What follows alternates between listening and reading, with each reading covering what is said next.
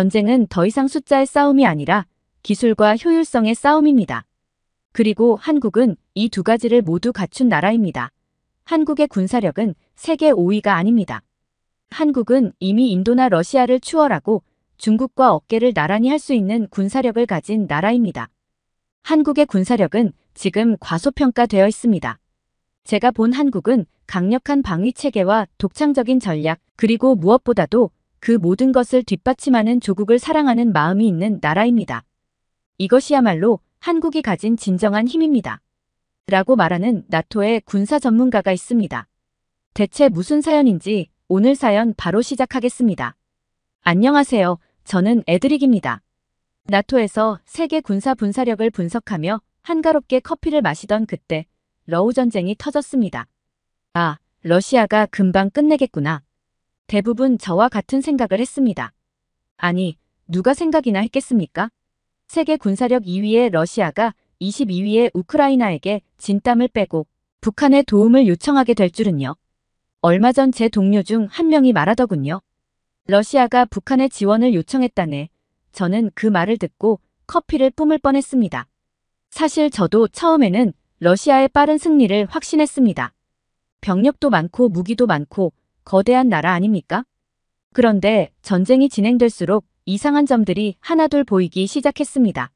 러시아 병사들은 전투 의지도 약하고 탄약은 부족하고 장비는 여기저기서 고장이 나고 있었습니다. 반면 우크라이나는 드론을 활용해 러시아의 고가 장비를 박살내고 있었습니다. 이건 완전히 새로운 전쟁이었습니다. 전 세계 군사력 순위는 이제 다 필요 없겠군. 저는 혼잣말을 중얼거리며 전쟁을 다시 보기 시작했습니다. 사실 전통적인 군사력 평가 방식은 병력 규모와 장비 숫자를 기준으로 삼습니다. 러시아처럼 병력이 많고 전차가 많은 나라가 상위에 랭크될 수밖에 없죠. 그런데 이게 뭐랍니까? 물론 국제사회의 지원을 받았지만 그래도 우크라이나는 러시아보다 훨씬 적은 자원으로도 잘 싸우고 있었습니다. 병력 수와 무기 숫자가 이렇게 무의미할 수 있나? 저는 진지하게 의문을 품기 시작했습니다. 그 순간 제 머릿속에 한국이 떠올랐습니다. 제가 예전에 방문했던 나라였고 세계 군사력 순위에서 5위에 올라있는 나라였죠. 러시아 사례를 보고 나니 그 숫자가 뭔가 의심스러워졌습니다. 진짜 제대로 된 평가인가? 그런 생각이 꼬리에 꼬리를 물었습니다. 사실 한국은 제가 예전에 국방부의 초청으로 방문했던 나라였고 그때의 경험은 정말 잊을 수 없었습니다. 한국은 병력도 강했고 장비도 뛰어났지만 단순히 수치로는 설명할 수 없는 뭔가 특별한 느낌이 있었거든요. 세계 군사력 순위는 병력의 규모나 무기 숫자 같은 전통적인 지표에 의존하고 있습니다. 러시아처럼 숫자가 압도적인 나라들이 상위에 랭크되는 방식이죠. 그런데 문제는 이런 숫자가 현대 전쟁에서는 무용지물이 되는 경우가 많다는 겁니다. 문득 한국이 그런 전통적인 평가 방식 때문에 과소평가되고 있다는 생각이 들었습니다. 우선 한국이 보유한 무기들을 떠올려 봤습니다. 현무 미사일 시리즈의 정확도와 파괴력은 세계적으로 인정받는 수준인데 평가 항목에서는 그저 미사일 수량으로만 집계되죠. 그런데 미사일이 몇 개냐는 건 중요한 게 아닙니다. 한 방으로 목표를 맞출 수 있느냐가 중요하죠. 그걸 한국은 해냅니다. 이게 왜 제대로 반영되지 않는 걸까요? 또 하나 한국의 K9 자주포와 K2 전차는 이미 전 세계에서 실전으로 그 성능을 증명한 무기들입니다. 제가 한국에 갔을 때 K9 자주포를 직접 볼 기회가 있었는데 솔직히 전차보다는 탱크 같은 자주포라는 인상이 더 강했습니다. 그런데도 기존 평가 방식은 몇 대 가지고 있느냐? 만 따지니까 이런 질적 우위가 완전히 묻혀버립니다. 그리고 무엇보다도 한국의 군사력에서 가장 놀라운 건 첨단 기술력이었습니다. 한국은 단순히 무기를 구매해 사용하는 나라가 아닙니다. 삼성, LG, 현대 같은 기업들이 군사기술 개발에 기여할 수 있는 기반을 갖추고 있습니다. 게다가 KF-21 보라매 프로젝트는 한국이 항공기술의 독립을 이루고 있다는 상징입니다. 하지만 이런 기술적 진보가 평가에서 얼마나 반영되고 있는지는 의문입니다. 사실 제가 한국에 대해 이토록 집착하게 된 이유는 단순히 장비 때문이 아닙니다. 한국의 병사들, 아니 한국 사람들 자체가 뭔가 달랐습니다. 그들은 군사력을 자랑으로 여기는 게 아니라 자신들을 지키기 위한 필수 조건으로 이해하고 있었습니다. 제가 한국 군인들과 이야기했을 때 그들의 한결같은 대답이 인상적이었습니다. 우리는 이 나라를 지키기 위해 태어났습니다. 조상들이 나라를 지켜왔듯이 우리도 지킬 겁니다. 이 한마디는 모든 것을 설명해줬습니다. 한국은 강력한 군사력을 갖고 있지만 이를 남용하지 않고 방어와 억제에만 초점을 맞춘 나라입니다. 이 철학은 단순히 무기를 많이 가지는 것보다 훨씬 중요한 가치를 담고 있습니다. 그러나 기존의 군사력 평가 시스템은 이런 철학적 측면을 전혀 반영하지 못하고 있습니다. 오히려 얼마나 많은 무기를 가졌느냐만 따지고 있으니 한국처럼 질적 우위와 첨단 기술을 갖춘 나라들이 과소평가될 수밖에 없는 겁니다. 한국의 군사력을 다시 들여다보면서 저는 이런 결론에 도달했습니다. 5위는 과소평가야. 한국은 더 높은 평가를 받아야 해. 하지만 그 이유를 증명하려면 기존 평가 방식 자체를 바꿔야 했습니다. 기술력, 병사의 훈련도, 그리고 전략적 억제력 같은 요소가 더 큰 비중을 차지해야 했습니다. 그게 현대 전쟁에 더 적합하니까요. 제가 한국을 방문했던 날을 아직도 잊을 수 없습니다. 나토의 공식 초청 일정으로 한국 국방부를 찾은 그 순간 제 머릿속엔 이런 생각뿐이었죠. 또 하나의 군사 강국 방문. 이번엔 뭐가 다를까? 그런데 몇 시간도 채 지나지 않아 제 모든 예상을 완전히 뒤집는 경험을 하게 되었습니다. 처음으로 제 눈을 사로잡은 건 한국의 병역 제도였습니다. 모든 한국 남성이 일정 기간 동안 군 복무를 해야 한다는 사실은 이미 알고 있었습니다. 하지만 단순히 복무라는 단어로 그들의 현실을 이해했다면 저는 큰 오산을 한 셈이었습니다. 제가 한국군 훈련장을 방문했을 때 거기 있던 병사들은 단순히 의무를 수행하는 사람들이 아니라 진정한 전사처럼 보였습니다. 사격 훈련장에서 그들의 집중력은 믿기지 않을 정도로 대단했고 사격 후 실탄 결과를 보고도 놀라움을 금치 못했습니다. 저도 총을 좀 다룰 줄 아는 편인데 한국 병사들이 보여준 숙련도는 솔직히 제 자존심을 살짝 건드릴 정도였습니다. 훈련소 옆에서 실제로 예비군 훈련을 하는 모습을 목격했을 때 저는 정말 충격을 받았습니다. 전역한 지 몇 년이 지난 사람들인데도 사격 실력이며 체력은 현역과 큰 차이가 없어 보였습니다. 그들의 동작은 정확했고 실수도 거의 없었습니다. 심지어 일부 예비군은 드론 조종 훈련까지 받으며 최신 전술에 적응하고 있었습니다. 이 모든 시스템이 단순히 상징적인 수준이 아니라 실질적인 전투 준비 태세를 유지하고 있다는 점에서 감탄하지 않을 수 없었습니다. 그들의 얼굴에서 읽힌 표정은 단순히 훈련을 마쳐야 하는 피곤함이 아니었습니다. 그들은 훈련의 필요성을 진심으로 이해하고 자신들의 역할을 자랑스러워하고 있었습니다. 저는 이 점에서 한국군이 단순히 체계적으로 잘 훈련된 군대가 아니라 정신적 단결력과 사명감으로 무장된 특별한 집단이라는 것을 깨달았습니다. 그리고 이건 정말 다른 나라에서는 쉽게 찾아볼 수 없는 특징입니다. 제가 만난 한 병사가 했던 말이 아직도 기억에 남습니다. 우리는 그냥 군인이 아닙니다. 전쟁이 나면 바로 투입될 준비가 된 예비 전투 병력이죠. 한국에서는 누구나 나라를 지켜야 한다는 의식이 있어요. 우리에겐 선택이 아니라 당연한 겁니다.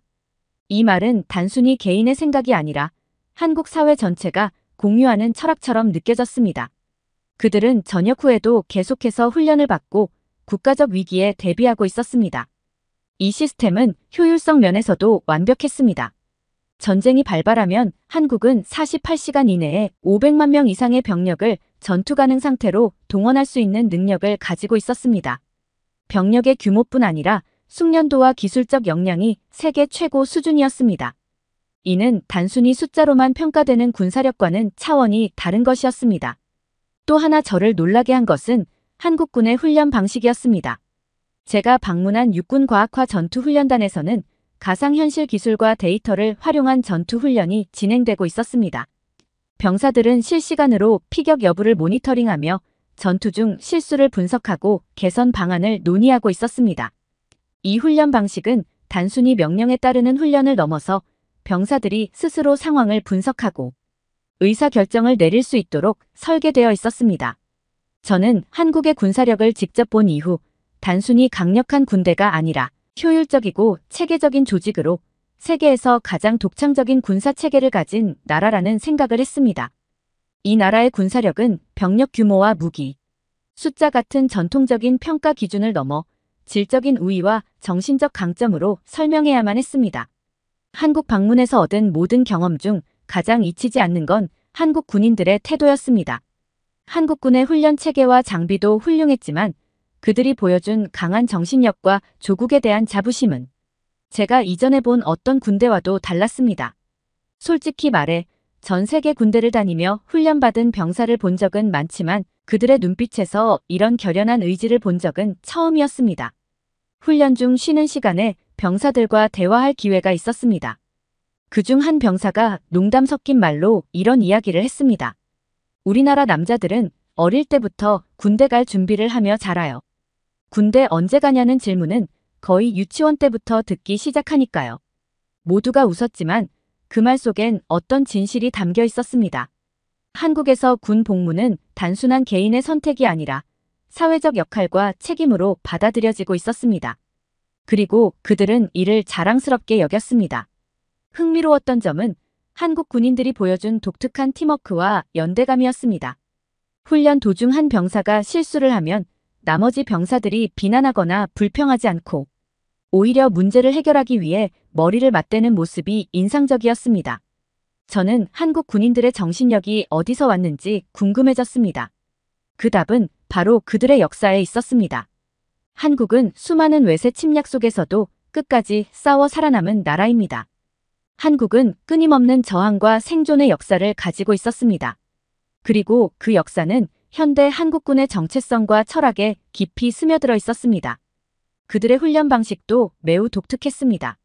제가 목격한 훈련은 단순히 체력을 기르고 무기를 다루는데 그치지 않았습니다. 훈련소에서는 병사들에게 전쟁의 역사와 철학을 가르쳤습니다. 그들은 단순히 왜 싸워야 하는지가 아니라 왜 평화를 지켜야 하는지에 대해 배우고 있었습니다. 그들은 강하지만 그 강함을 필요할 때만 사용하는 법을 배우고 있었습니다. 한국은 제가 이전에 방문했던 많은 군사 강대국들과는 확실히 달랐습니다. 다른 나라들은 병력이나 장비의 양으로 자신들의 강함을 드러내려고 했지만 한국군은 왜 강해야 하는지 그리고 그 강함을 어떻게 사용할 것인지를 깊이 고민하는 군대였습니다. 저는 한국 국방부에서 고위 관계자와 대화를 나누며 한국군이 가진 특이한 철학에 대해 들을 수 있었습니다. 그는 이렇게 말했습니다. 우리는 전쟁을 피하기 위해 강해야 합니다. 하지만 그 강함은 절대로 위협이 되어선 안 됩니다. 이 말은 한국군의 철학을 완벽히 요약한 것이었습니다.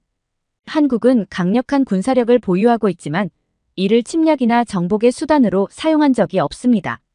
이것은 단순한 전략적 선택이 아니라 한국의 역사와 문화에서 비롯된 깊은 철학적 신념이었습니다. 저는 이런 철학이 실제로 어떻게 구현되는지 궁금했습니다. 그 답은 한국군의 첨단 기술과 효율적인 운영 체계에서 찾을 수 있었습니다. 한국군은 기술과 전략을 결합해 자신들만의 독창적인 군사 체계를 만들어냈습니다. 현무 미사일 시리즈는 단순히 파괴력을 자랑하는 무기가 아니라 한반도의 지정학적 조건에 최적화된 방위 수단입니다. 한국은 좁은 국토와 인접한 위협 속에서 장거리와 단거리, 그리고 정밀 타격 능력을 결합한 미사일 체계를 설계했습니다. 이 미사일은 단순히 공격을 위한 도구가 아니라 억지력을 상징합니다. 상대방이 함부로 도발하지 못하게 만드는 무기죠. 또한 한국의 방위산업은 다른 나라와는 다른 방식으로 발전해왔습니다. 한국은 전쟁의 고통을 직접 경험한 국가로서 효율성과 신뢰성을 최우선으로 두는 무기 개발에 집중했습니다. 그 결과가 바로 세계적으로도 인정받는 K9 자주포와 K2 전차입니다. K9은 이미 여러 전장에서 그 성능을 입증하며 수출 강국으로 자리 잡았고 K2는 세계 최고의 전차 중 하나로 평가받고 있습니다. 그러나 이 무기들이 단순히 잘 만들어졌기 때문만은 아닙니다. 한국군의 철학은 단순한 파괴력이 아니라 실제 방위 환경에서 최대한의 효율성을 발휘하는 무기를 만드는 데 집중하고 있습니다. 특히 감탄했던 것은 한국군이 미래 전쟁에 대해 얼마나 철저히 준비하고 있는지였습니다.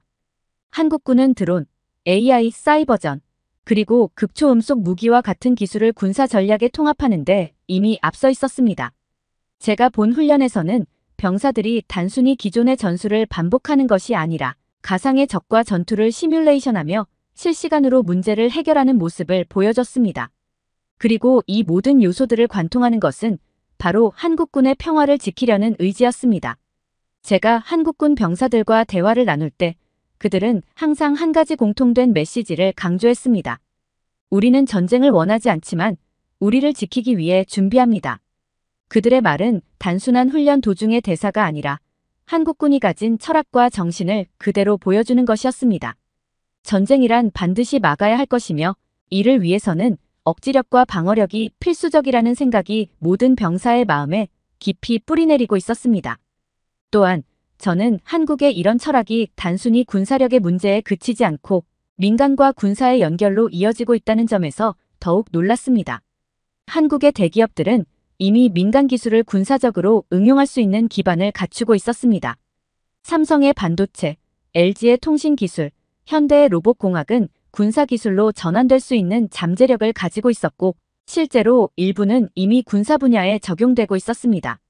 이런 시스템은 한국군을 단순한 전통적 군사 강대국과 구별되게 만드는 핵심 요소였습니다. 러우 전쟁의 한복판에서 제가 가장 충격을 받았던 순간은 전투 드론을 조종하는 우크라이나 청년들의 활약을 처음 본 날이었습니다. 러시아군의 고가 장비들이 그들의 손끝에서 조종된 드론 한 대의 속수무책으로 무너지는 걸 보고 저는 완전히 넋이 나갔습니다.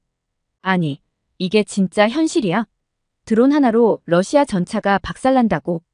더 흥미로웠던 건 이 드론 조종사들이 대부분 군사적 배경이 없는 평범한 젊은이들이었다는 점이었습니다. 어떤 사람은 IT 회사에서 일하던 기술자였고 어떤 사람은 단순히 게임을 좋아하던 청년이었습니다. 이들은 전쟁 전에는 드론을 장난감처럼 다뤘던 사람들일 뿐이었지만 전쟁이 시작되자 그 장난감이 현대 전장의 판도를 바꾸는 무기로 변했습니다. 그 장면을 보며 저는 한 가지 중요한 결론에 도달했습니다. 미래 전쟁은 완전히 다른 양상이 될 것이다. 우크라이나에서 벌어진 전쟁은 과거와는 전혀 다른 차원의 싸움이었습니다.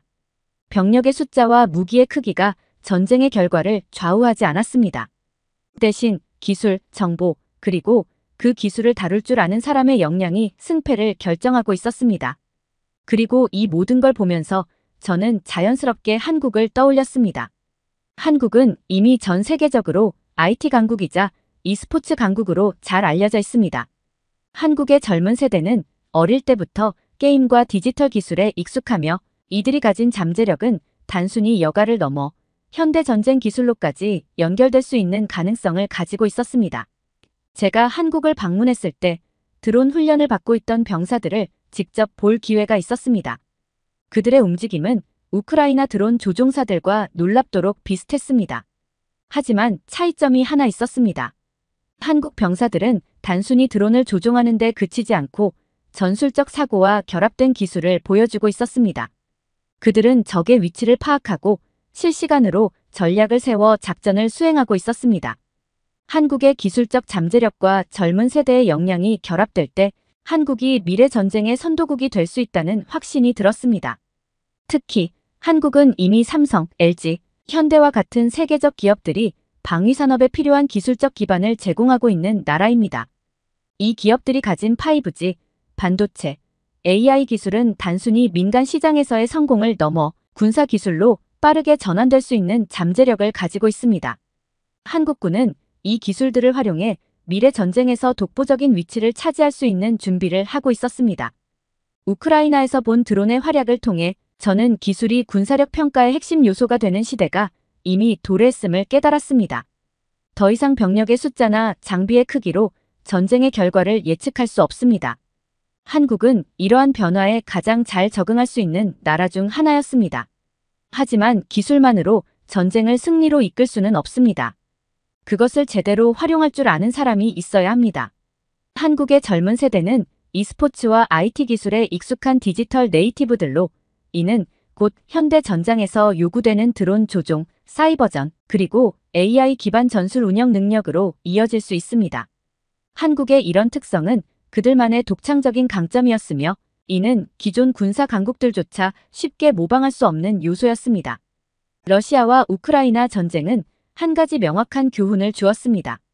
전통적인 병력 규모와 무기 숫자는 더 이상 전쟁의 승패를 결정하지 못한다. 대신 기술력, 정보 활용 능력, 그리고 이를 최적화할 수 있는 인재가 중요합니다. 한국은 이 모든 요소를 완벽히 갖춘 나라입니다.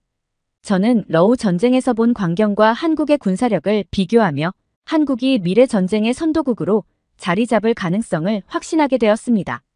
한국은 단순히 좋은 무기를 가진 나라가 아닙니다. 사실 그들은 무기를 만들 수 있는 기술의 중심지입니다.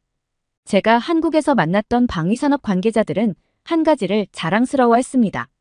우리는 외국 무기를 수입해서 쓰는 나라가 아닙니다. 우리가 필요한 건 우리가 직접 만듭니다. 이 한마디에 한국이 가진 자신감이 담겨 있었습니다.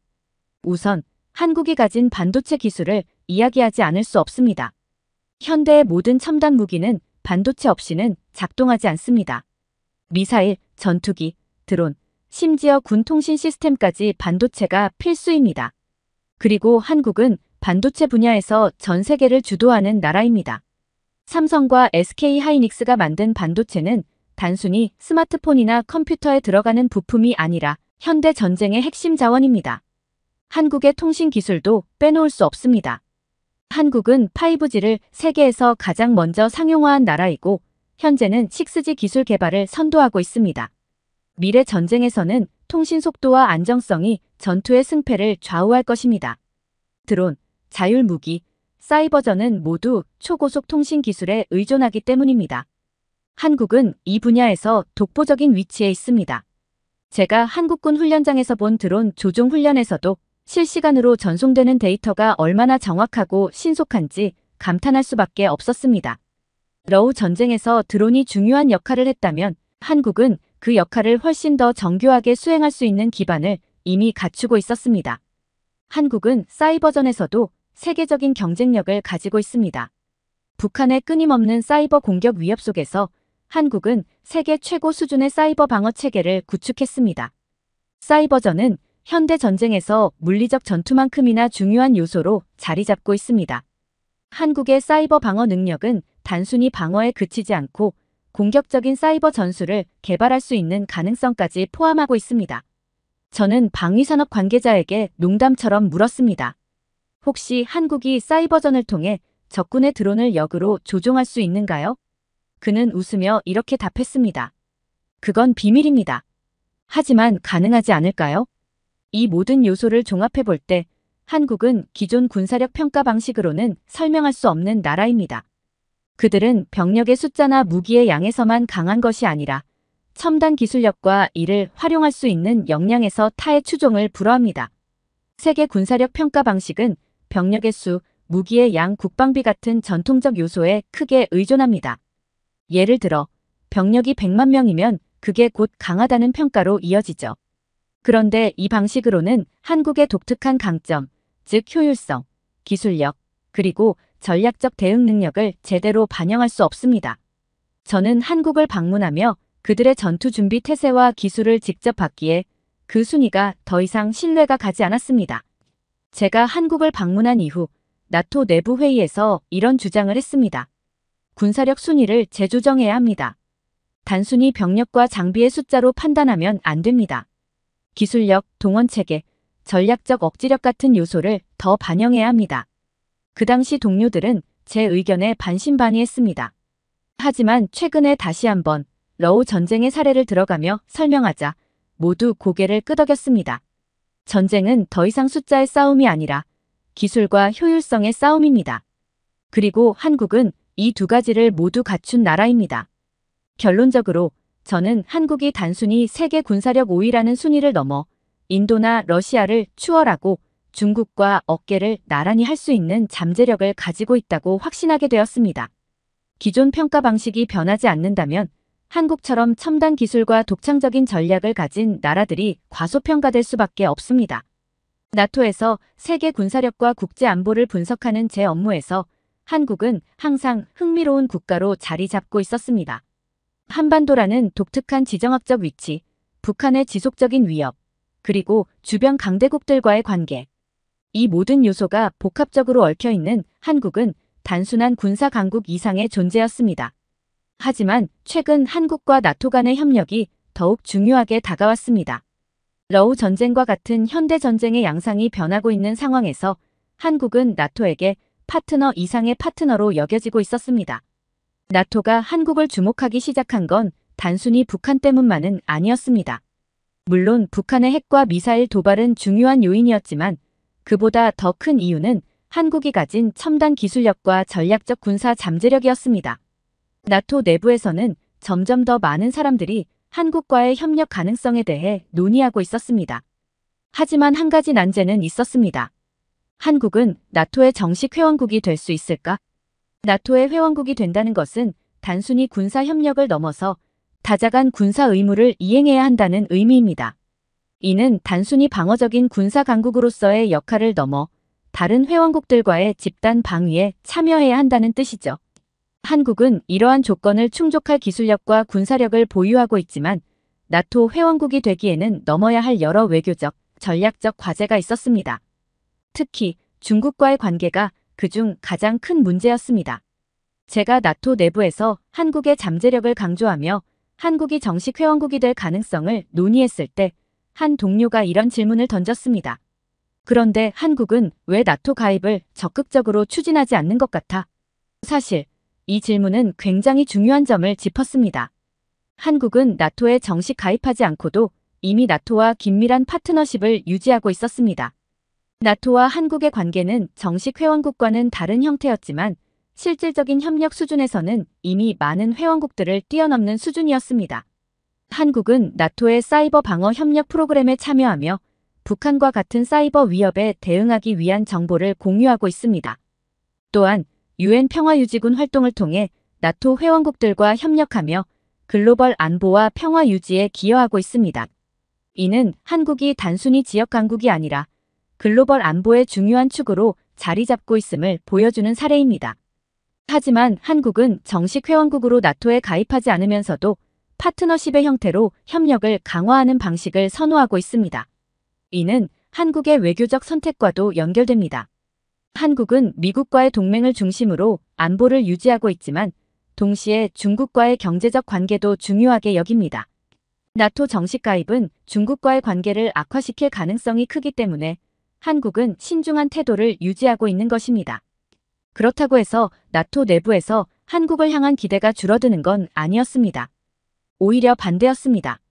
나토의 전략 기획자들은 한국이 가진 군사적, 기술적 자산이 미래 전쟁의 양상을 바꿀 수 있는 중요한 요소라고 평가하고 있었습니다.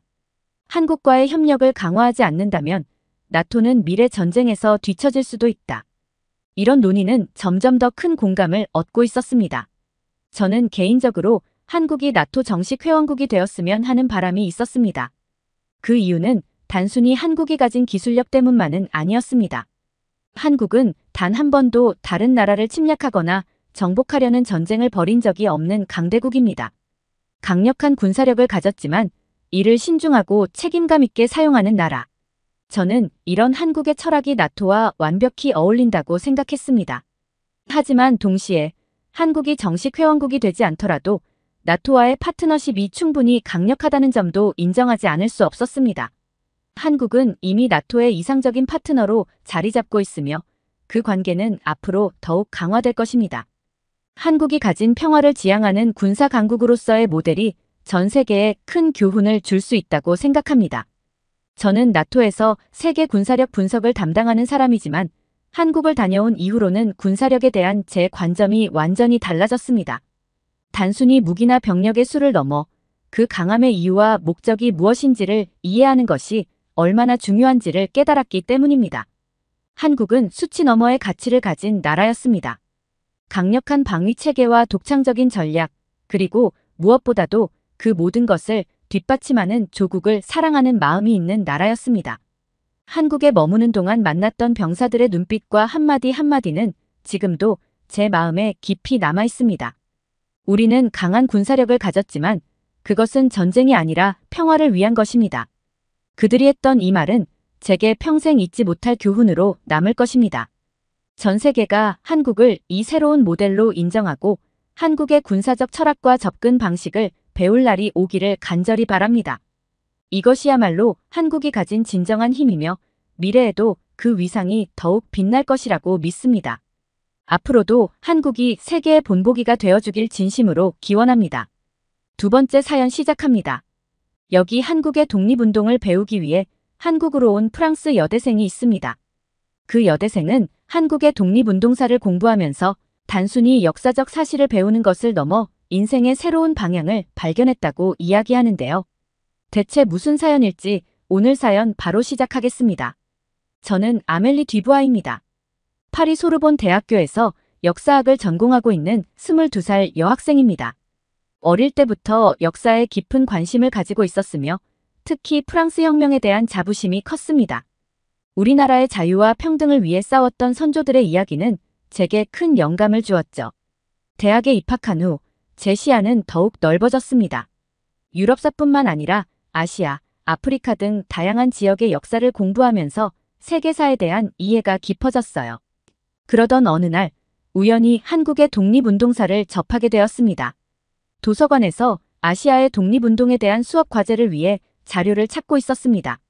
무심코 책장을 넘기다 한국의 독립운동이란 제목이 눈에 들어왔어요. 처음에는 그저 지나치려 했지만 왠지 모를 끌림에 몇 페이지를 더 읽어보게 되었습니다. 그 순간 제 가슴 속에서 무언가가 울리는 것 같았어요.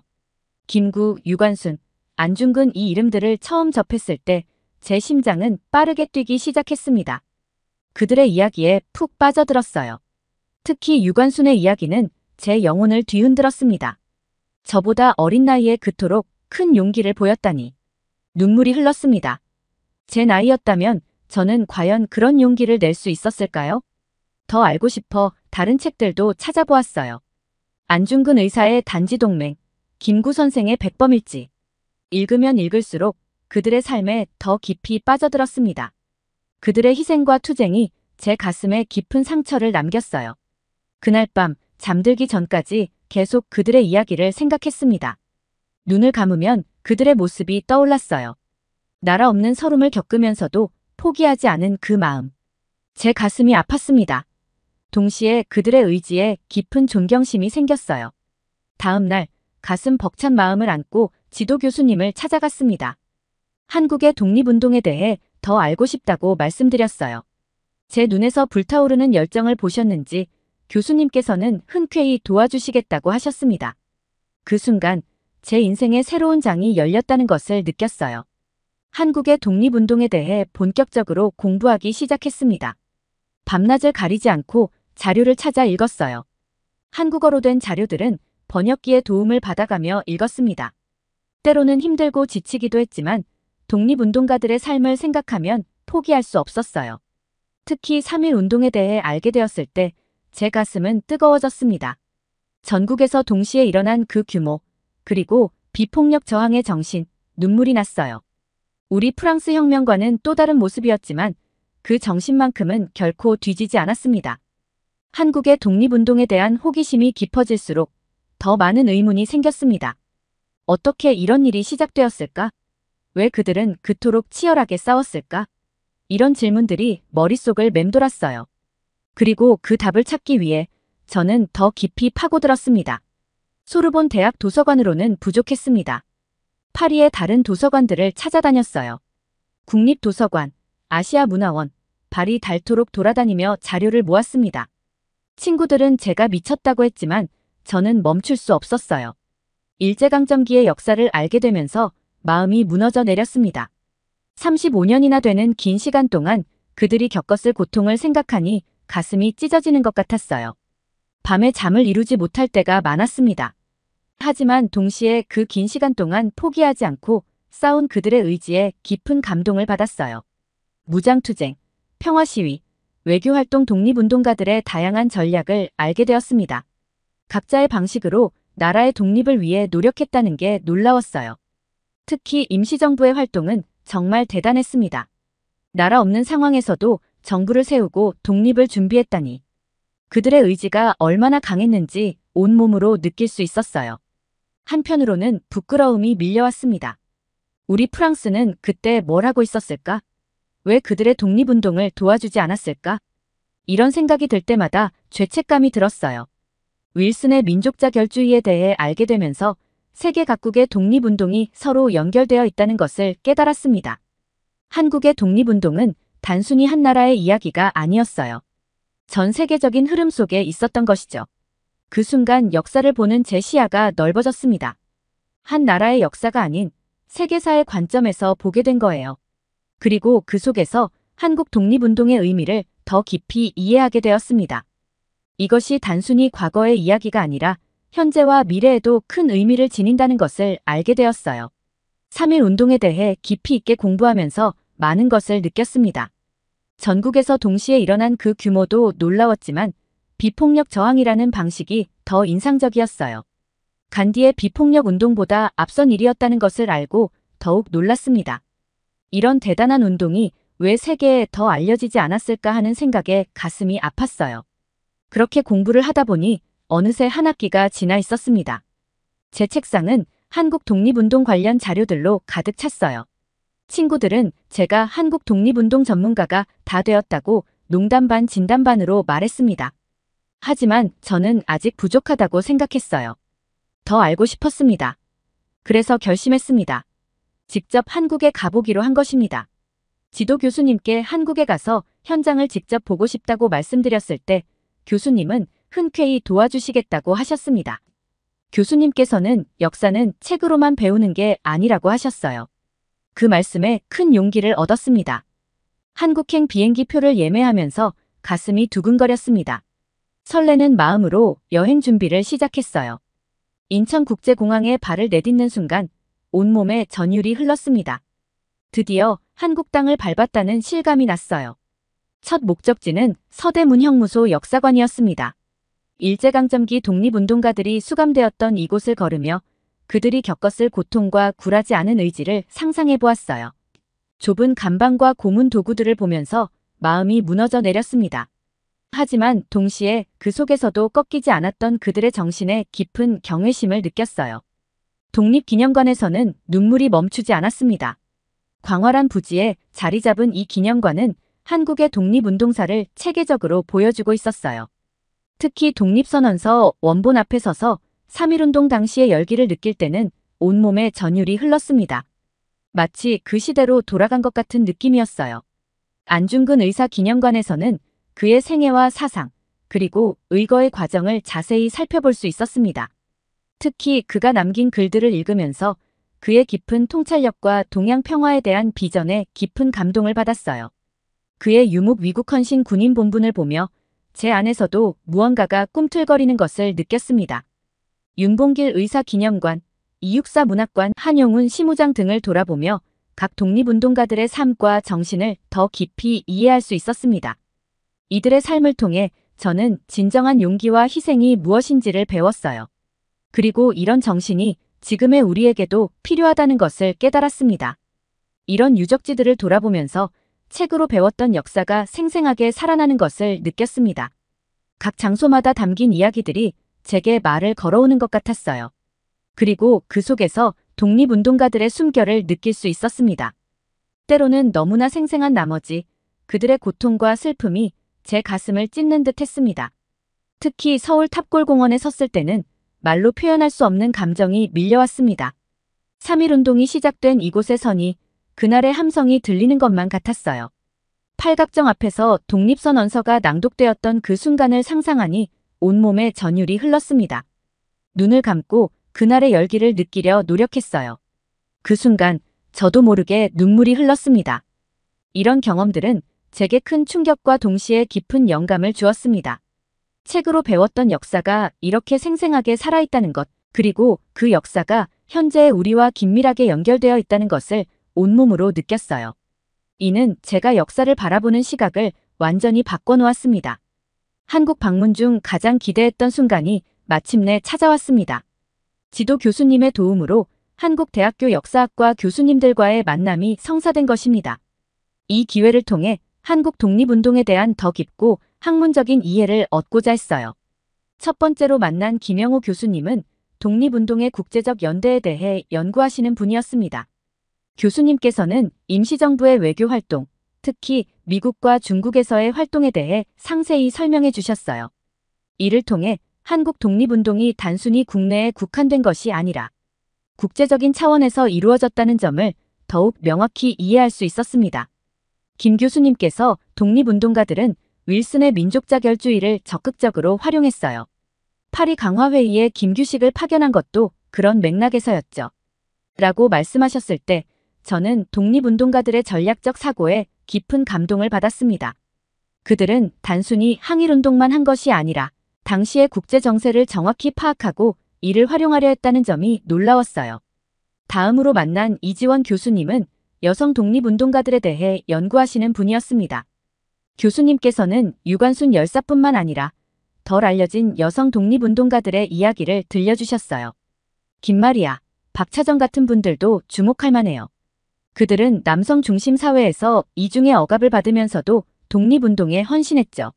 라는 말씀을 들으며 저는 한국 독립운동의 또 다른 측면을 볼 수 있었습니다. 여성들의 역할과 그들이 겪었을 어려움에 대해 깊이 생각해보게 되었어요. 마지막으로 만난 박성수 교수님은 독립운동의 사상적 배경에 대해 연구하시는 분이었습니다. 교수님께서는 독립운동가들의 철학과 그것이 현대 한국 사회에 미친 영향에 대해 설명해 주셨어요. 안창호의 실력 양성론, 김구의 민족주의, 이동휘의 사회주의 등 다양한 사상들이 독립운동의 바탕이 되었어요. 이런 사상들은 해방 후 한국 사회의 발전 방향에도 큰 영향을 미쳤죠. 라는 말씀을 들으며 저는 독립운동이 단순한 항일 투쟁을 넘어 새로운 국가 건설을 위한 사상적 준비 과정이었다는 점을 깨달았습니다. 이 만남들을 통해 저는 한국 독립운동에 대한 더욱 깊고 다양한 시각을 얻을 수 있었어요. 독립운동의 국제적 맥락, 여성의 역할, 사상적 배경 등 새로운 관점들을 접하면서 제 연구의 지평이 넓어지는 것을 느꼈습니다. 특히 인상 깊었던 것은 교수님들께서 강조하신 현대적 해석의 중요성이었어요. 그들은 독립운동의 역사가 단순히 과거의 이야기가 아니라 현재 한국 사회를 이해하는 데 중요한 열쇠라고 말씀하셨습니다. 독립운동의 정신은 현대 한국의 민주화 운동으로 이어졌어요. 그리고 지금도 한국 사회의 발전 동력이 되고 있죠. 라는 말씀을 듣고 저는 역사 연구가 현재와 어떻게 연결될 수 있는지에 대해 깊이 생각하게 되었습니다. 이 만남은 제게 큰 영감과 동기를 주었습니다. 한국을 떠나기 전 저는 교수님들께 앞으로도 계속 연락을 주고받으며 학문적 교류를 이어가고 싶다는 뜻을 전했어요. 교수님들 역시 흔쾌히 동의해 주셨고 제 연구에 대한 조언과 지원을 아끼지 않겠다고 말씀해 주셨습니다. 한국에서의 경험을 바탕으로 귀국한 후 저는 한국 독립운동의 의미를 더 넓은 맥락에서 이해하고자 노력했습니다. 그 과정에서 독립운동이 단순히 한국만의 역사가 아니라 전 세계 식민지 국가들의 자유와 평등을 위한 투쟁의 일환이었다는 사실을 깨닫게 되었어요. 소르본 대학 도서관에서 20세기 초 세계 각국의 독립운동에 대한 자료들을 찾아보았습니다. 인도, 베트남, 알제리 등 다양한 국가들의 독립운동사를 공부하면서 한국 독립운동과의 유사점과 차이점을 발견할 수 있었어요. 이 과정에서 저는 한국 독립운동의 특별함과 동시에 보편성을 깨달았습니다. 특히 주목했던 것은 독립운동가들 간의 국제적 연대였습니다. 예를 들어 김구 선생이 중국의 장제스와 협력했던 일이나 안창호 선생이 미국에서 활동했던 사실 등은 한국 독립운동의 국제적 성격을 잘 보여주고 있었어요. 이를 통해 저는 독립운동이 단순히 한국가의 문제가 아니라 전 세계적인 정의와 자유의 문제였다는 점을 깊이 이해하게 되었습니다. 윌슨의 민족자결주의가 세계 각국의 독립운동에 미친 영향에 대해서도 깊이 연구해 보았습니다. 이를 통해 한국 독립운동이 당시의 세계사적 흐름 속에서 어떤 위치에 있었는지를 이해할 수 있었어요. 동시에 강대국들의 이해관계 속에서 한국의 독립이 어떻게 좌절되었는지도 알게 되었습니다. 이는 제게 큰 충격이자 교훈이었어요. 파리 강화회의에 참석했던 김규식의 활동은 특히 인상 깊었습니다. 비록 공식적인 인정을 받지는 못했지만 그가 국제사회에 한국의 독립의지를 알리고자 노력했던 모습은 한국 독립운동의 국제적 차원을 잘 보여주고 있었어요. 이를 통해 저는 독립운동가들의 끈질긴 노력과 희망을 느낄 수 있었습니다. 이러한 연구를 통해 저는 한국 독립운동이 단순히 일본에 대한 저항이 아니라 전 세계적인 반식민주의 운동의 일환이었다는 점을 깊이 이해하게 되었습니다. 이는 제게 큰 깨달음이었어요. 동시에 이런 국제적 연대와 노력에도 불구하고 한국이 독립을 이루는데 오랜 시간이 걸렸다는 사실에 대해서도 생각해보게 되었습니다. 이런 연구 과정에서 저는 우리 프랑스의 역할에 대해서도 다시 생각해보게 되었습니다. 프랑스가 식민 지배를 했던 국가라는 점, 그리고 한국의 독립운동에 대해 별다른 지원을 하지 않았다는 점 등은 제게 깊은 부끄러움을 안겨주었어요. 이는 마치 제 가슴을 찌르는 날카로운 비수와도 같았습니다. 하지만 동시에 이는 역사를 바라보는 새로운 시각을 제공해 주었습니다. 과거의 잘못을 인정하고 그로부터 배우는 것이 중요하다는 점을 깨달았어요. 이는 현재의 국제관계에도 적용될 수 있는 중요한 교훈이라고 생각합니다. 우리는 과거의 실수를 반복하지 않기 위해 끊임없이 노력해야 한다는 것을 마음 깊이 새기게 되었습니다. 한국 독립운동의 국제적 의미를 깨달은 후 저는 이 역사적 사건들이 현재와 어떻게 연결되는지 탐구하기 시작했습니다. 특히 현대사회의 다양한 운동들과 독립운동 사이의 유사성을 발견하는 과정은 매우 흥미로웠어요. 이 과정에서 저는 역사가 단순히 과거의 이야기가 아니라 현재 진행형이라는 사실을 깨달았습니다. 먼저 주목한 것은 인권운동이었습니다. 한국 독립운동가들이 주장했던 민족의 자주권은 오늘날 보편적 인권 개념과 맞닿아 있었어요. 특히 유관순 열사와 같은 여성 독립운동가들의 활동은 현대 여성 인권운동과 연결지어 생각해 볼 수 있었습니다. 그들의 용기와 희생이 오늘날 우리가 누리는 자유와 평등의 토대가 되었다는 사실에 깊은 감동을 받았어요. 환경운동과의 연관성도 발견할 수 있었습니다. 독립운동가들이 꿈꾸었던 이상적인 국가상에는 자연과 조화를 이루는 삶도 포함되어 있었어요. 이는 오늘날 기후변화에 맞서 싸우는 환경운동가들의 모습과 닮아 있었습니다. 이를 통해 저는 독립운동가들의 비전이 얼마나 앞서 있었는지를 깨달았고 그들의 지혜에 다시 한번 감탄하게 되었어요. 민주화 운동과의 유사성은 더욱 뚜렷했습니다. 독립운동가들이 추구했던 자유와 평등의 가치는 현대 민주주의의 근간이 되고 있었어요. 특히 한국의 1980년대 민주화 운동은 독립운동의 정신을 계승하고 있다는 점을 알 수 있었습니다. 이를 통해 저는 독립운동의 정신이 시대를 넘어 계속해서 살아있음을 느꼈고 그 불굴의 의지에 깊은 감동을 받았어요. 글로벌 연대운동과의 연관성도 눈여겨보았습니다. 과거 독립운동가들이 국제사회의 지지를 얻고자 노력했던 것처럼 오늘날의 사회운동가들도 전 세계적인 네트워크를 통해 연대하고 있었어요. 이는 제게 큰 영감을 주었습니다. 국경을 넘어선 연대의 힘이 얼마나 큰지를 깨달았고 이를 통해 우리가 더 나은 세상을 만들어갈 수 있다는 희망을 품게 되었어요. 이러한 유사성을 발견하면서 저는 독립운동가들의 정신과 가치가 오늘날까지 이어져 다양한 형태로 표출되고 있다는 점이 매우 인상적이었습니다. 그들의 꿈과 희망, 그리고 투쟁이 헛되지 않았다는 사실에 가슴이 벅차올랐어요.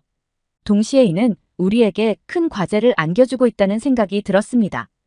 독립운동가들이 그랬던 것처럼 우리도 현재의 문제들에 대해 적극적으로 목소리를 내고 행동해야 한다는 책임감을 느꼈습니다. 그들의 정신을 계승하여 우리 시대의 과제들을 해결해 나가야 한다는 사명감이 생겼어요. 이는 제게 큰 부담이면서도 동시에 가슴 뛰는 도전이었습니다. 특히 주목한 것은 SNS를 통한 현대의 사회운동 방식이었습니다. 과거 독립운동가들이 신문이나 유인물을 통해 정보를 전파했다면 오늘날에는 SNS가 그 역할을 하고 있었어요. 기술의 발전으로 인한 변화지만 그 본질은 같다고 느꼈습니다. 이를 통해 저는 역사의 연속성과 함께 변화의 중요성도 깨달았어요. 또한 평화적 저항의 중요성도 재확인할 수 있었습니다. 3.1운동의 비폭력 정신이 오늘날 다양한 평화 시위에서 계승되고 있다는 점을 발견했어요. 이는 공동체의 변화를 이끌어내는 가장 효과적인 방법 중 하나라는 사실을 다시 한번 깨닫게 해주었습니다. 폭력 없이도 큰 변화를 만들어낼 수 있다는 사실에 깊은 감동을 받았어요. 이러한 연구와 고민의 과정은 제게 역사학도로서의 사명감을 더욱 강하게 심어주었습니다. 과거의 사실을 단순히 기록하는 것을 넘어 그 속에서 현재와 미래를 위한 교훈을 찾아내고 이를 사회와 공유하는 것이 제 역할이라고 느꼈어요. 이제 저는 한국 독립운동 연구를 넘어 세계 각국의 독립운동과 사회운동을 비교 연구하는 프로젝트를 계획하고 있습니다. 이를 통해 자유, 평등, 정의와 같은 보편적 가치들이 어떻게 다양한 문화와 역사적 맥락 속에서 표현되었는지를 탐구하고자 해요. 한국의 독립운동사를 공부하면서 저는 단순히 역사적 사실을 배우는 것을 넘어 인생의 새로운 방향을 발견했습니다. 한국의 역사와 그 정신을 배울 수 있게 해주신 모든 분들께 진심으로 감사드립니다. 오늘 사연이 재미있으셨다면 구독과 좋아요, 알림 설정까지 부탁드립니다. 더 재미있는 사연으로 돌아오겠습니다. 이상 감동탐험이었습니다.